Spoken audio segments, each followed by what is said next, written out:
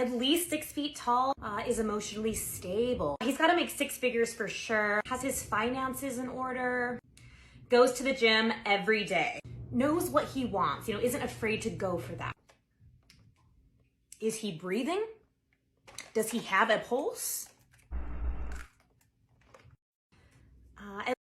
Yikes.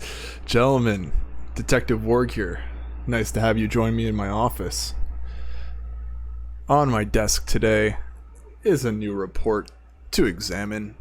So, let's not waste any time. Grab a cup of coffee from the carafe, and let's have a read. Today's topic: Miss Comedian here hits the wall in so many ways. The comments section, if you were to look at this TikTok, which I'm not going to share with you, there's no point in really looking through this creator's content. It's just so brutally honest, and it's mainly men going on and on about how she's hit the wall and how she's absolutely correct, and their own stories of how, women's needs are so high in their mid-20s, and then as they get into their 30s, they'd be lucky to have somebody with them. And that's just the darn truth. Really have to hammer it home for all the men here, because it's just darn true. Not afraid to jump into this TikTok creator's videos and tell her what's what. I get that this whole post is for satire and it's mainly true, but I really do hope that there's some young 20-some girls that are looking at her content and at least take away something from that for their own dating experience. Because the more and more we post things like this, and the more and more female TikTok creators post things like that, hopefully it starts going through their head and realize that it's starting to get a little too late when you get into your late 20s. Her most recent post was a stitch, or using somebody else's voice, of needing therapy. So I'm wondering if maybe the guys were a little too harsh on her in her comment section. There was also bits about her friends asking her if she's happy and not being, and things like that. So maybe this is the end of that content creator, and this was kind of like a wake-up call. People are going to be overly critical what you post online, and just as I'm fully aware of how people will be fully critical with me as I'm new to this position, and that's completely fine. I've actually implemented some of your suggestions already, and I'm checking as much of the comments as I can when I have time between my very busy life, and I appreciate that. Ultimately, it's where Fiend Gang wants to go with me. We'll see how things go. But moving back to the topic at hand,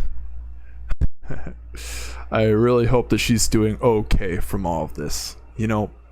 Her humor is just drier than her kitty. And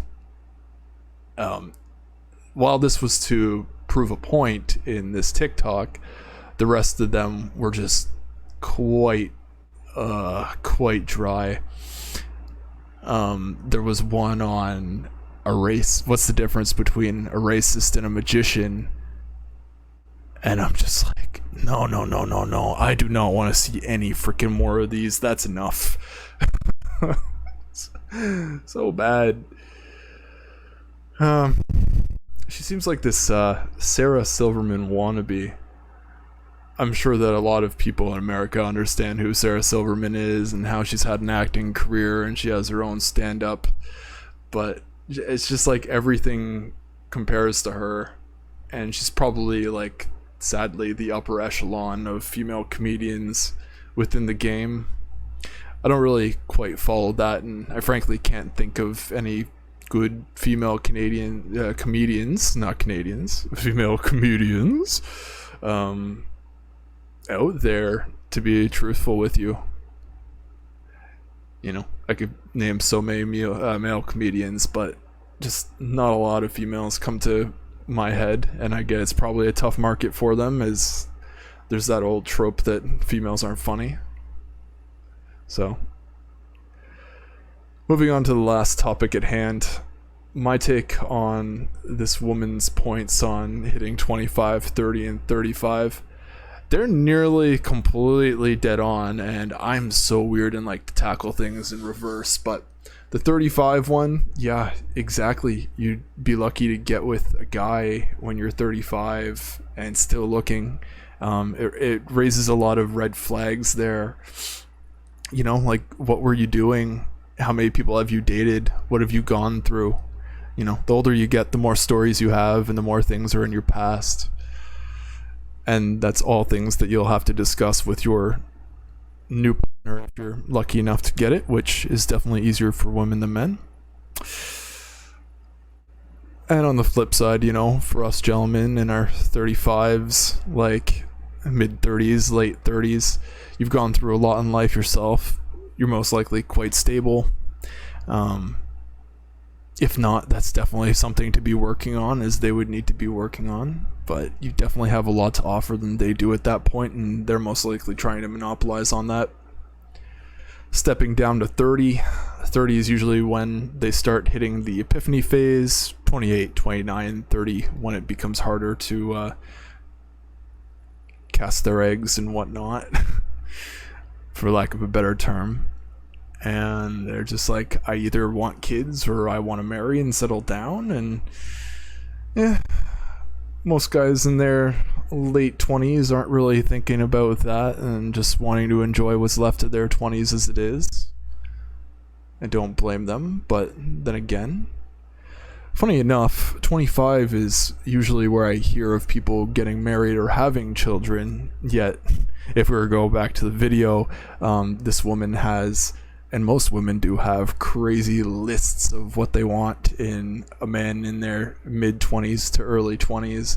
You know, being incredibly physically fit, having things that they're interested in, which really shouldn't be too much of a problem, gentlemen. There's a lot going on and you need to develop yourself.